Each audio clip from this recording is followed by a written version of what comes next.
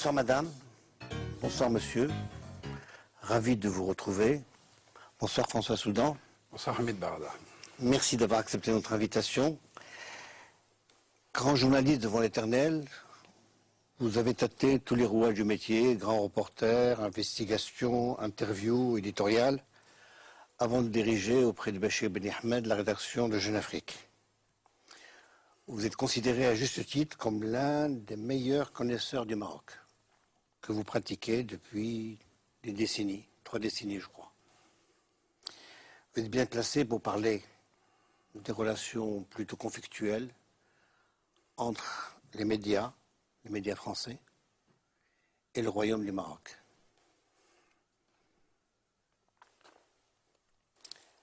Nous allons essayer de répondre à une question qui se pose sans cesse.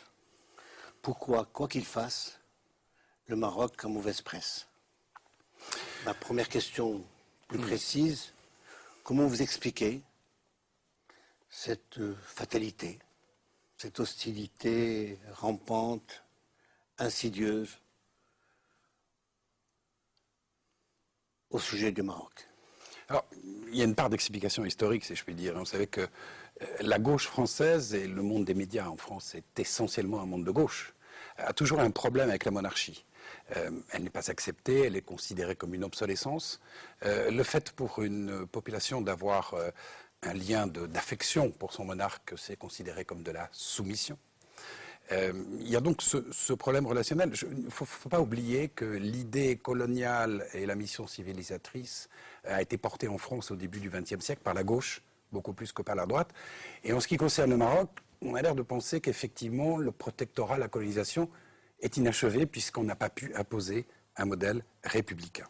Alors, toute une série d'œillères, de clichés, de schémas avec lesquels on aborde le problème, la problématique marocaine, et une espèce d'intimidation qui règne. C'est vrai que écrire, par exemple, ce que chacun s'aperçoit, suffit de venir ici, qu'il y a un très grand attachement de la population marocaine pour sa monarchie et pour son roi, c'est considéré comme politiquement incorrect, quand vous l'écrivez en France, politiquement incorrect.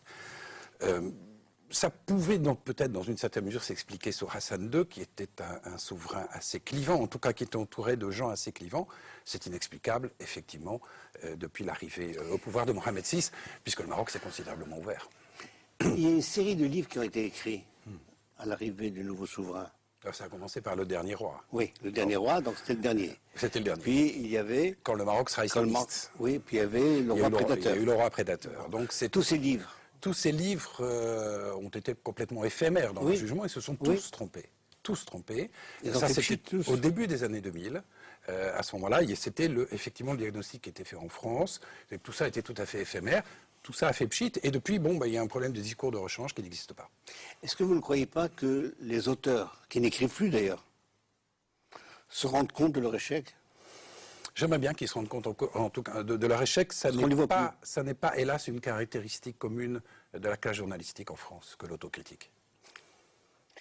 Il y a un événement énorme qui a eu lieu récemment au Maroc, c'est le voyage de Sa Majesté en Afrique de l'Ouest en particulier. Pas un mot dans la presse française. Si vous permettez, on va compenser ce vide, et on va commencer par en parler, et profiter de votre connaissance singulière de l'Afrique. Au commencement était le Mali. Alors, au commencement est le Mali. Ce voyage qui a duré 3 semaines, il y a eu 4 visites, 4 pays différents pendant 3 semaines. Fin février, début mars. Fin février, début mars, c'est quand même un voyage effectivement important qui a eu, dans la presse française, aucun écho médiatique, et on peut se poser la question du pourquoi. Il y a eu d'abord le Mali, et le Mali, c'est le contexte du Sahel. C'est la réintroduction du Maroc, si je puis dire, dans le contexte sahélien. Qui a été écarté par l'Algérie. Qui a été, il faut reconnaître, assez écarté par l'Algérie, qui a tout fait pour empêcher que le Maroc s'occupe de cette région. Mais cette réintroduction se fait à la demande des acteurs régionaux, donc du Mali en particulier, pour ne pas être en tête-à-tête avec l'Algérie, et à la demande... Et MNLA joue un rôle. Alors, et des groupes Touaregs, et notamment du MNLA, qui ne voulaient plus, effectivement, être sous chaperonnage algérien, et à la demande aussi des acteurs extérieurs, la France, particulièrement, ou les États-Unis. La France a été un petit peu déçue du jeu algérien. En catimini. Oui, en catimini, mais les Français ont mis beaucoup de billes dans le jeu algérien au début, en croyant que l'Algérie allait complètement jouer le jeu. Ensuite, ils se sont rendus compte, je pense, que ce n'était pas vraiment le cas. Ils se posent un certain nombre de questions sur ce que fait l'Algérie par rapport à un certain nombre de groupes Touareg. Donc ça, c'est l'introduction du Maroc dans le jeu sahélien, avec une carte extrêmement importante, qui est la carte religieuse. Mais avant la carte religieuse, est-ce que le Maroc a porté l'aide militaire? Écoutez, c'est un sujet un peu tabou. Ouais. À ma connaissance, oui. Il y a eu Les Marocains sont silencieux. de manière sur le front sécuritaire, il y a eu une intervention marocaine aux côtés de l'opération Serval. C'est un des non-dits, effectivement, de l'opération Serval. Après la religion. Alors, la religion, la carte religieuse, le référentiel malékite soufi, il ne faut pas oublier que l'Afrique de l'Ouest, c'est 190 millions de musulmans dans lesquels l'islamisme radical pêche allègrement, fait son marché. Le Maroc arrive avec un modèle d'islamisme qui Sunnite, est, malékite. qui est un contrepoids extrêmement important, et je pense que tout le monde s'en rend compte. Avec la formation des imams. Avec la formation des imams, donc des fameux 500 imams maliens, bientôt rejoints par des Guinéens et d'autres, ici au Maroc. C'est curieux, il y a aussi des imams tunisiens qui vont être formés au Maroc. C'est assez curieux quand on sait qu'il y a Oui, la parce que- Zitouna à Tunis. Oui. Effectivement, là, il y a un problème, mais je pense que la Zitouna n'est plus ce qu'elle était. Ah bon. Il y a aussi une formation des cadres. La formation des administratifs. cadres ici, qui va se faire au Maroc, dans le cadre des règles de la bonne gouvernance, des cadres émanant d'un certain nombre de pays du Sahel. Et il ne faut pas oublier, il y a une intervention aussi économique marocaine dans cette zone, mais avec beaucoup ça donne beaucoup dans le sanitaire et dans L'humanitaire aussi. l'humanitaire et dans ce que le Maroc sait très bien faire, c'est-à-dire l'irrigation, c'est-à-dire l'élevage ou des choses de ce genre. Soft power. C'est du soft power. C'est du soft power, ça c'est pour la partie Afrique de l'Ouest sahélienne, si je puis dire. Côte d'Ivoire. Alors Côte d'Ivoire, le roi est un peu chez lui. Hein. On a bien vu qu'il est allé à Abidjan. En l'absence de Ouattara. Le président Ouattara n'était pas là. Il était en France, il venait de se faire opérer, se faisait soigner. Et le roi a dit, moi j'y vais quand même. Je suis chez moi, et effectivement, il était chez lui. Il y a d'ailleurs des scènes très sympathiques, parce que Mohamed VI aime l'Afrique. Il s'y sent bien, il s'y sent à l'aise. Beaucoup de scènes m'ont été racontées, que ce soit par exemple en Côte d'Ivoire où il arrive de se balader avec le chauffeur d'un des ministres ivoiriens, il se produit tout seul, en jean et en t-shirt, Il jusqu'à conduisait, le Assini. chauffeur était derrière. Je ne sais pas très bien qui conduisait, mais il lui arrive de conduire. Il l'a fait notamment à Brazzaville en allant avec sa voiture en disant « Moi j'en ai marre des cirques officiels, je vais aller dans les quartiers ». C'est ce qu'il a fait. Il est allé voir réellement ce qui se passait dans les quartiers en prenant le volant du véhicule du propriétaire de l'hôtel. Donc il y a cet aspect-là, affectif, si je puis dire, chez Mohamed VI, qui n'existait pas avant. Un discours hors du commun. Discours très intéressant, le discours d'Abidjan, prononcé je crois le 24 février, qui une vraie feuille de route africaine du Maroc. Hein. Un petit peu un contre-discours de Dakar, mais bon, je pense que le roi n'a pas voulu se situer sur ce terrain-là. Mais c'est une vraie feuille de route en disant oui au co-développement, développement sud-sud. Rappelez le discours de Dakar. Un discours de Dakar, en gros, l'homme africain n'est pas rentré dans l'histoire. Ça, c'était Sarkozy. un résumé. C'est le fameux discours de Sarkozy qui a été très mal pris à l'époque. Là, c'est un petit peu l'inverse. Dire le continent africain, il le dit d'ailleurs, le roi, n'a plus besoin d'aide et d'assistance, il a besoin de partenariat et de développement. Bon. C'est quand même une phrase très importante. Et de co-développement. De co-développement, de ce qu'il appelle la coopération triangulaire, c'est-à-dire le Maroc comme intermédiaire, si je puis dire, entre l'Afrique et l'Europe. Et puis, surtout, le Maroc offre une alternative en termes de développement à des pays qui ne veulent pas être coincés dans la concurrence entre la Chine, l'Inde, le Brésil, les BRICS, disons, d'un côté, et l'Occident de l'autre. Donc c'est une opération à taille humaine qui est à la mesure de l'Afrique. Oui, tout à fait. Et qui convient. Et qui convient parfaitement aux Africains. Il y a aussi les banques, les assurances. Il y a aussi les banques, il y a les assurances, La téléphonie. il y a les cimenteries, il y a la téléphonie. Et puis il y a eu au Gabon, qui était la dernière étape du voyage, la signature d'un accord dans le domaine des engrais, qui est quand même Avec remarquable. Avec le CP, qui est quand même, c'est un investissement de 2 milliards d'euros. Vous saviez que ça devait se faire avec l'Algérie? C'est ce qu'on m'a dit, oui. C'est ce qu'on m'a dit, et on m'a dit que l'Algérie n'a pas finalement voulu travailler main dans la main avec le Maroc. Et c'est un vrai problème. Bien. Mais c'est un investissement considérable dans le domaine des engrais. La Guinée? La Guinée, c'est une longue amitié maroco-guinéenne depuis longtemps, depuis Sékou Touré. Qu'on avait oublié. Qu'on avait oublié, mais on a oublié que Sékou Touré est venu à la conférence de Casablanca au mois de janvier 1961. Il était parmi les leaders progressistes. Et depuis, le lien n'a jamais été coupé entre le Maroc et la Guinée. Mais là, le Maroc a beaucoup à apporter à la Guinée. incontestablement, dans tous les domaines. Il y a les imams. Il y a les imams, il y a la coopération économique, il y a de l'immobilier, il y a les hôtels, l'hôtellerie, etc. Beaucoup de choses. Revenons au Gabon. Il y a des relations très singulières et des relations presque dynastiques. C'est les fils. Il y a des relations amicales, très amicales avec Ali Bongo Ondimba, le président du Gabon. Ils se connaissaient à l'époque où Mohamed VI était prince héritier et Ali Bongo était le fils de son père. Donc il y a eu un partage d'expérience qui se fait effectivement incontestablement entre eux sur des périodes de transition, sur comment gérer l'après. Et ça crée des liens. Ils sont très proches, incontestablement très proches. Une parenthèse. La Mauritanie dans tout ça. La Mauritanie, c'est un petit peu une énigme parce que, bon, quand le président Abdelaziz est arrivé au pouvoir, c'était en 2008, tout le monde a dit le Maroc est derrière. Bon, ce qui était faux.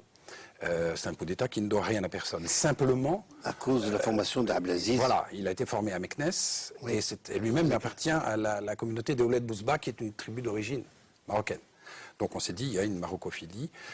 Ensuite, il y a eu un certain nombre d'incidents entre les deux pays, effectivement, des dérapages, d'expulsions, je crois, d'un correspondant de la MAP, etc., des choses de ce genre, qui ont été mal compris de part et d'autre. Je ne pense pas personnellement que ça ira très loin. La Mauritanie ne peut pas sortir de sa neutralité positive, c'est le terme. Mais le Maroc ne peut pas enjamber la Mauritanie alors qu'il a une politique et le Maroc en Afrique. ne le fait pas, parce qu'il y a une coopération économique avec la Mauritanie, notamment dans les banques, etc., qui est extrêmement importante. Extrêmement importante. Et des échanges humains qui sont 1000 fois plus importants entre la Mauritanie et le Maroc qu'entre la Mauritanie et l'Algérie, par exemple. Donc ça n'ira pas loin. Il y a certainement des problèmes de compréhension de part et d'autre. Peut-être est-ce dû à des hommes, je n'en sais rien.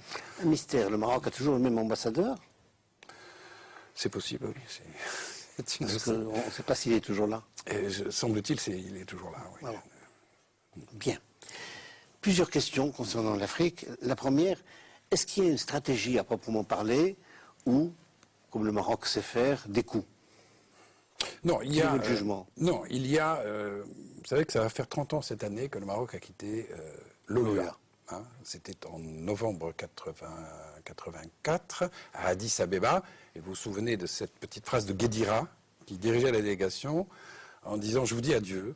Hein, nous nous retrouverons quand les choses s'amélioreront et je vous souhaite bonne chance avec vos nouveaux partenaires, qui étaient les gens d'Arast, Mohamed Abdelaziz pour ne pas le citer. 30 ans après, on est toujours à peu près sur le même point et le Maroc n'est pas dans une position, comme il l'était à un moment, de vouloir absolument récupérer des voix pour se réintroduire au sein de l'OEA. Non, les Marocains assistent au sommet de l'Union africaine, on l'a vu à Addis Abeba, le dernier. Ils sont à côté. Ils sont côté, ils exposent ce qu'ils ont à dire dans les couloirs, dans les coulisses, ils multiplient les contacts, ils sont d'ailleurs contactés par les États présents comme s'ils étaient effectivement membres de l'Union africaine. Le Mali reconnaît toujours la race. Alors oui, c'est une démonstration de ce que je dis, ça n'est plus une condition sine qua non pour les Marocains que de dire vous reconnaissez la race, comme le Mali ou la Mauritanie par exemple, qui reconnaît toujours la race, et donc je ne dialogue pas avec vous. Non, maintenant on a passé ce stade. C'est une stratégie de contournement du problème, en sachant que le noyau dur de l'Union africaine, c'est la commission dirigée par la Sud-Africaine, Mme Dlamini Zuma, est résolument hostile au Maroc. Vous le savez. Mais il y a une diplomatie économique. Il y a une diplomatie économique. Et le nouveau ministre des Affaires étrangères marocain correspond bien au profil. Monsieur Mézoard, oui. Cette diplomatie économique, le roi le dit très clairement dans son discours d'Abidjan. Il faut qu'il y ait une diplomatie économique du Maroc. Les ambassadeurs marocains en Afrique ont maintenant, pour consigne, si je puis dire, d'aider les investisseurs. Ce n'était pas le cas avant. Les investisseurs ne rencontraient pas les ambassadeurs. Maintenant, ça doit être le cas, il doit y avoir une synergie. Historiquement, est-ce qu'il n'y a pas un retour au temps de Mohamed V? Il y a un retour à Casablanca. Il y a un retour quelque part à l'esprit africanophile ou panafricain, effectivement, de Casablanca en janvier 61. Moins l'idéologie. Moins l'idéologie. Souvenez-vous, 61, c'était un mois d'ailleurs, cette conférence avant le décès de Mohamed V. Hein. Il y avait Nkrumah, il y avait Nasser, il y avait Modibo Keïta, il y avait Sékou Touré, il y avait Ferhat Abbès qui représentait le GPR. Abdallah Ibrahim, président et c'était du le Conseil. gouvernement Abdallah Ibrahim, donc un gouvernement de gauche oui. au Maroc. Et on était alors une charte de Casablanca, qu'on pourrait plus dire maintenant, hein, en disant on va lever une armée commune pour éradiquer le néocolonialisme sur le continent. Ce sont des termes qui n'existent plus maintenant. Hein. Mais il y avait un esprit panafricain qui est, je veux dire, vous l'avez mentionné tout à l'heure, mais je vous suggère d'y revenir. C'est quand même une stratégie royale très personnel. Le roi aime l'Afrique. Incontestablement, il y a un changement entre Mohamed VI et son père Oui. dans ce domaine. Les Africains le savent et s'en rendent compte. Il vient lui-même et il reste sur place. Hassan II n'y allait pas, on venait le voir. Non. Non, non, Hassan II n'a jamais été au sud Oui. du Sahara. C'était d'ailleurs un véritable problème. Il n'y a pas été. La sortie de l'OUA, la reconnaissance de la race en 82, sortie de l'OUA 2 ans plus tard, a joué aussi un rôle. Il n'allait pas. Il n'allait pas. Bon. Même chez les amis. Tout était ouvert pour l'Algérie. C'était un boulevard pour les Algériens à l'époque. Bon, maintenant, c'est l'inverse. Les Algériens ne vont plus au sud du Sahara. Moi, je ne vois personne. Bouteflika n'a jamais été. Comment réagissent nos amis algériens? Écoutez, forcément pas Tout très ça bien. sous pierre dans leur jardin. C'est une pierre, surtout l'aspect sahélien. Ça les embête beaucoup que le Maroc se fasse partie de la solution du problème. On entend des commentaires en Et privé, j'ai entendu des commentaires, effectivement, de, comment dirais-je, à très haut niveau en Algérie qui sont acrimonieux. plus qu'acrimonieux, oui, Oui. sur Extrême. cette tournée. Extrême, mais qu'on ne peut pas Répéter, ici oui. répéter. Mais absolument extrême et de très haut niveau. Et ça prouve à quel point, effectivement, ça les gêne, oui. Tout ça, c'est pour le Sahara? C'est l'un des fils rouges, incontestablement. Le Sahara est un des fils rouges, mais pas seulement. Pas seulement, mais évidemment pas seulement. Pas seulement, ça ne se résume pas au Sahara. Mais le Sahara joue un rôle. Mais vous savez, sur le Sahara, c'est tant que l'Algérie sera ce qu'elle est, dans la mesure où on admet, effectivement, que le problème du Sahara, c'est la conséquence des mauvaises relations algériennes et non pas la cause. Tant qu'il y aura en Algérie cette génération au pouvoir, tant que l'Algérie estimera qu'elle n'est pas partie au problème du Sahara tout en étant un acteur déterminant, on ne va pas s'en sortir. Oui, mais le problème, c'est que ces générations, même quand elles partent, elles restent. C'est ce que l'on voit. C'est ce que l'on voit actuellement. Le fauteuil roulant. Y compris effectivement en fauteuil roulant. Ce qu'il reste à faire maintenant pour le Maroc, c'est de donner un véritable contenu précis, clair, sur qu'est-ce que ça va être l'autonomie, qui tienne compte de ce que souhaitent les Sahraouis, c'est-à-dire gérer eux-mêmes leurs propres affaires. Tout ça est écrit noir sur blanc dans le rapport Baraka. Le rapport Baraka d'octobre 2013, voilà, qui le dit très clairement. Il faut prendre en compte ce que les Sahraouis souhaitent et les associer dans une autonomie interne. Il y a un problème dynamique. de l'opinion sahraoui qui est un peu à l'abandon, non? Les Sahraouis, parfois, vous disent qu'ils ont l'impression de ne pas être partie prenante aux discussions qui se font, aux négociations qui se passent, et d'être un petit peu exclu de cela. Il faut effectivement, sans doute, il y a un effort de communication à faire en ce qui les concerne. C'est pas toujours facile, mais il faut le faire. La France dans tout ça, c'est un nouveau rival, c'est des concurrents. L'arrivée du Maroc, comment elle est perçue? Alors, économiquement, oui, c'est une rivalité, une concurrence pour un certain nombre de groupes français qui sont établis un peu comme leur chasse gardée sur le continent. D'ailleurs, dans son discours d'Abidjan, le roi a dit qu'il n'y a plus de chasse gardée, donc c'est clair. Maintenant, le Maroc est aussi l'apôtre de la coopération triangulaire, c'est-à-dire un partenariat à trois. L'Afrique, des pays africains d'un côté, le Maroc de l'autre, le Maroc comme étant une sorte de pont d'intermédiaire vers un partenaire occidental ou européen. Donc c'est soluble là-dedans. Les Français sont disposés ou ils sont frileux? Dans un second temps, il faudra bien qu'ils le fassent, il faudra bien qu'ils soient disposés à le faire, même s'ils sont frileux dans un premier temps, c'est sûr. Oui. On va parler quand même France-Maroc. L'histoire de Neuilly, c'est quoi tout ça? La gifle de Neuilly, c'est ce que j'ai écrit dans Jeune Afrique, la gifle de Neuilly.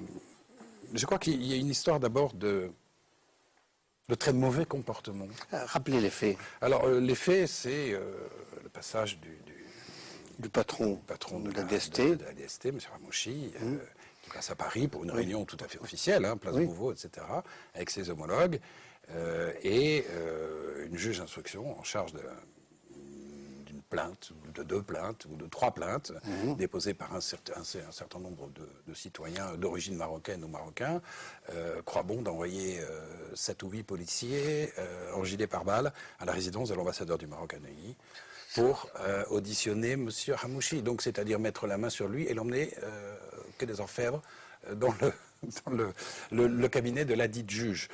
C'était pour le moins un mot sur la dite juge. Elle s'appelle Sabine Seheris. Sabine Kairis, oui, Kairis. c'est une juge d'instruction qui a déjà travaillé sur un certain nombre de dossiers africains et un certain nombre de dossiers concernant Nicolas Sarkozy. Oui. Et c'est quoi cet organisme, la CAT? L'Action des chrétiens pour l'abolition de la torture, c'est un organisme qui existe, c'est une ONG. Oui. C'est une ONG. Pourquoi elle se manifeste à cette occasion? Parce qu'elle a été partie prenante. Alors la CAT a manifestement des sympathies, effectivement, pro-Polisario, ça c'est assez clair. Et donc c'est des chrétiens de gauche. Et donc elle a été partie prenante dans ces plaintes. La grande question que se posent les Marocains, est-ce que c'est pas un coup fourré fait par le gouvernement français ou par les milieux politiques français? Je ne pense pas qu'il y ait une volonté du gouvernement politique français précise de nuire. Je ne vois pas du tout quel serait son intérêt dans le cas précis. Donc dysfonctionnement. Ce que personnellement, d'abord il y a un côté dysfonctionnement. Ce que je n'explique pas par contre, c'est qu'il y a eu information de ce qu'allait faire la juge et qu'on ait laissé faire. On est laissé faire. Information Pourquoi? de la chancellerie. Oui, de la chancellerie, au niveau de la chancellerie, et qu'on ait laissé faire pourquoi? Parce que actuellement en France, on ne s'oppose pas aux juges. Vous avez toute l'opinion contre vous immédiatement à la seconde qui suit. Donc nous avons reçu une balle perdue. Vous avez reçu, oui c'est ça, victime collatérale, on peut dire ça? Oui, c'est tout à fait possible. Oui. Mais je comprends parfaitement qu'il y ait eu cette réaction marocaine. La réaction marocaine est bonne. La suspension de la coopération oui. judiciaire. À mon avis, c'était inévitable. Alors, ça pénalise en premier lieu les Français. Ça, c'est évident. Mais c'était absolument inévitable. Et moi, j'ai cité dans mon article une petite phrase de Lyautey qui rappelait la muflerie du colon français. C'est cette espèce de muflerie, finalement, qui est sanctionnée, qui n'a pas été supportée ici. Il disait les Marocains peuvent être des saints ou des assassins, mais pas des mufles. Voilà. Hollande dans tout ça. Et je vais vous montrer une photo où vous êtes avec le président Hollande en compagnie de Marwan Ben Ahmed. Ouais, c'est une photo prise à l'Élysée il y a à peu près 6 mois, effectivement. Oui, oui, quand on était allé le voir là-bas. Alors, coefficient personnel Hollande. Alors, le coefficient personnel de François Hollande au départ... S'agissant du Maghreb. Il n'y a pas de tropisme marocain, il y a un tropisme algérien. Voilà. C'est assez net, on le sait, il l'a dit, redit, etc. Lui-même a fait des stages là-bas, en Algérie, et il a un entourage qui peut être considéré effectivement comme étant beaucoup plus pro-algérien. Enfin, en tout cas, pour avoir des sympathies vis-à-vis de l'Algérie. Et il appartient à ce courant de la gauche, oui, Fawzi Lamdaoui, Kader Arif, ou des gens comme ça, sont effectivement assez proches de l'Algérie. Et il appartient à cette tendance de la gauche, si je puis dire, un peu jospinienne. Hein, c'est-à-dire le cas précis, l'effet anti-Mamounia. est très marqué par la guerre d'Algérie, la culpabilité de la guerre d'Algérie. Donc les Algériens, comme on le sait, savent très bien s'en servir. Il y a aussi l'effet anti-Mamounia. Il y a eu l'effet, effectivement, anti-Mamounia. Ça a joué, tout à fait, oui. Même si la Mamounia n'existe plus, je veux dire, en tant qu'effet, depuis 2000. Voilà. Mais donc, on peut parler d'un lobby. Il y a un lobby algérien. Il y a un lobby, il y a quelque chose qui ressemble un petit peu à cela, oui, effectivement. Un lobby organisé à l'américaine, non. Mais disons une sensibilité plus ou moins organisée, oui. Vous ne croyez pas que le lobby en question va prendre un sacré coup avec le fauteuil à roulettes? Oui, incontestablement. Il y a maintenant une image de l'Algérie qui n'est plus du tout attractive. C'est terrible. Oui, qui n'est plus du tout attractive. C'est assez... Bien. Oui. On va parler de Moulay Hicham, Oula.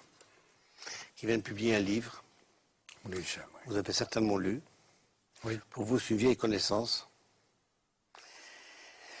Je ne suis pas d'accord avec le titre. Hein. Presse bannie. Oui. On est banni de son pays. Oui. À ma connaissance, il n'est pas banni du Maroc. Non. Il revient régulièrement, il le dit lui-même. Il est banni de ce qu'il appelle le cœur du pouvoir, le réacteur du pouvoir. Banni du palais. Ah, là, c'est autre chose. C'est une affaire de famille. En quoi est-ce qu'elle concerne les Marocains? En quoi est-ce qu'elle nous concerne? Voilà ce que j'ai à dire sur le titre. À votre avis, le livre va se lire, j'imagine? Vous l'avez lu?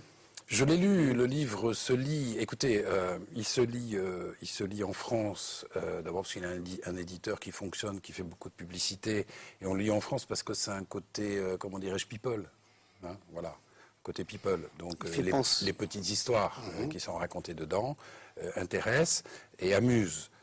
Fait penser à des livres historiques comme Le Maroc perdu, Le Maroc oublié de Walter Harris. Il y a quelque chose de vieillot. Oui, il y a quelque chose de vieillot. En tout cas, c'est pas du tout. Je veux dire, on peut pas comparer au livre de Gilles Perrault, par exemple. Moi, je le mettrais plutôt dans la lignée des livres dont on parlait tout à l'heure, Le Dernier Roi, Le Maroc islamiste, etc. C'est un petit peu dans ce Paris-Marrakech, c'est un petit peu dans cette lignée-là. C'est, à mon avis, assez anecdotique. Il y a pas mal de fiel dedans, contrairement à ce qu'il dit. Pas mal d'acrimonie. C'est un parcours assez désarticulé. Il y a beaucoup de zigzags. On a du mal à le suivre. Il s'en prend un petit peu à tout le monde, hein, y compris d'ailleurs à sa propre famille et à tous ceux qui l'ont soutenu, y compris aux journalistes qui l'ont soutenu et qui étaient proches de lui et qui réagissent pour pas mal d'entre eux. Et ça, on a du mal à adhérer à cet itinéraire. On a du mal, en tout cas, à le plaindre. On a du mal à le trouver sympathique, si tant est que c'était le but recherché. Maintenant, dans ce livre, il prétend peut-être avoir un message politique. Si message politique il y a, si projet politique il y a, je le trouve personnellement illisible, tout comme son projet personnel. Il y a quelque chose de nouveau. On a évoqué Gilles Perrault. Le livre de Gilles Perrault avait été interdit au Maroc et pour l'histoire, je crois que les Marocains ont contribué, le gouvernement marocain a contribué à sa popularité. Oui, Driss Basri avait acheté massivement des exemplaires. Avait acheté le livre. Et c'est la fortune de Perrault. Cette fois-ci, officiellement, le ministre de l'Information déclare que le livre n'est pas interdit. Très bonne chose. C'est très bien. C'est très bien. C'est un vrai changement d'attitude, mais c'est une excellente chose. C'est le ministre de la Communication qui a fait cette déclaration. Oui, oui. En se disant peut-être... Et on le trouve sur Internet aussi. On le trouve sur Internet, partout, etc. En se disant sans doute que la banalisation de la diffusion va banaliser le livre. Et c'est effectivement ce qui est en train de se passer. Disons qu'ici au Maroc, ça alimente les bavardages. Hein, ça alimente les bavardages. Je ne vois pas ce que ça alimente. Comme on dit en arabe. C'est une vieille connaissance. Vous avez écrit un article en 2002, je crois. Oui. Oui, Qui a fait date. L'homme qui voulait être roi. Tout ce qu'il y a dans le livre, on le retrouve déjà dedans. Oui, tout, mais pas tout. Vous savez, je l'ai connu, Moulay Hicham, pendant une dizaine d'années, 93 à 2002. Son premier article, d'ailleurs, a été publié dans Jeune Afrique. Le premier article, c'est sur la relation entre le Maroc et les États-Unis séparés en 93. Moi, je l'ai trouvé, Béchir Ben Yamed aussi, d'ailleurs, le patron de Jeune Afrique, qui l'a connu, on l'a trouvé intéressant, attachant, extrêmement complexe. Hein. Tout de suite, on s'en est rendu compte. Mais peut-être avec un projet, peut-être avec quelque chose comme un destin. Ça, c'était avant la mort de Hassan II. Après 99, comme il le dit lui-même, Moulay Hicham, je me suis perdu en chemin. Le rôle du journaliste, ce n'est pas de le suivre et de crédibiliser quelqu'un quand il s'opère en chemin, c'est de s'arrêter à un moment et de jeter un regard sur lui et d'écrire, de faire un portrait. C'est ce que j'ai fait. D'ailleurs, j'ai joué le jeu, je lui ai dit que j'allais faire et que j'allais rencontrer tout le monde, y compris des gens qui ne l'aiment pas. Ce que j'ai fait. Il a rompu avec moi après ça.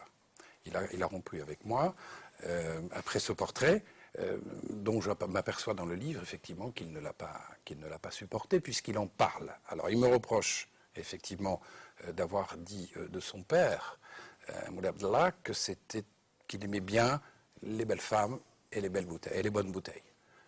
Mais quand je lis son livre, il y en a 40 fois, 100 fois. Oui. 200 fois plus sur ces deux thèmes. Et je n'ai pas envie, au cours de cette émission, de citer les termes qu'il emploie pour parler de son propre père dans ces deux domaines. Alors pourquoi est-ce qu'il me le reproche? C'était extrêmement difficile de le savoir. En tout cas, c'est pas du tout compréhensible. Il y a aussi une attaque contre Béchir Ben Ahmed indirect. Le patron de Jeune Afrique l'avait sollicité pour un prêt. Oui, alors, c'était en 98, donc 4 ans avant. Il jette la suspicion en publiant la lettre. Voilà. C'était en 98, c'était aussi un homme d'affaires, Moulay Hicham. Et Ben Ahmed l'a rencontré, lui a proposé un prêt, tout ce qui est plus normal, avec toutes les garanties, etc. Il suffit de lire cette lettre, qu'il reproduit d'ailleurs, je ne sais pas très bien pourquoi. Et il l'a pas fait. Bon, il l'a pas fait, on lui en a pas voulu. La preuve, l'article est paru 4 ans après, à moins d'imaginer que la vengeance est un plat qui se mange congelé, c'est absolument pas le cas. J'ai continué à le voir et à le fréquenter pendant 4 ans. Moi, quand je me suis rendu compte qu'il s'égarait complètement, quand je me suis rendu compte qu'il me disait que le roi n'allait pas rester 6 mois en place,